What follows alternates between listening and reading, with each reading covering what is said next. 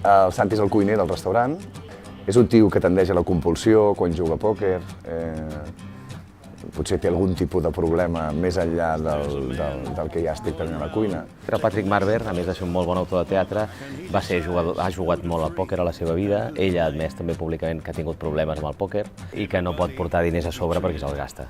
O sigui que el tio sap molt de què va això del pòquer, sap de què va això de la compulsió, i totes aquestes coses apareixen a la seva primera obra. I aquest dia de la funció ell intenta canviar les coses, intenta no jugar a pòquer aquella nit, intenta ser un bon pare l'endemà per anar a recollir la nena, que la veurà des de fa 3 mesos que no la veu i la podrà veure.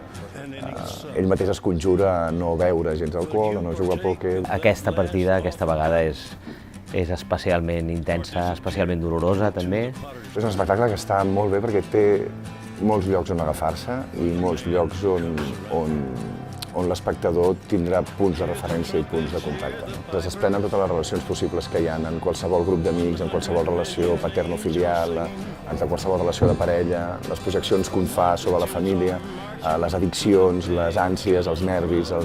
Trobo que es crea un caldo de cultiu que jo penso que l'espectador ho agrairà, perquè és com si mirés per al forat d'un ull la vida d'un restaurant i la vida de 6 homes que circulen cada dia i que fa 7 anys que es van veient, van treballant junts. És una obra fabulosa, jo crec, no? És una obra escrita amb l'habilitat d'un jugador de pòquer.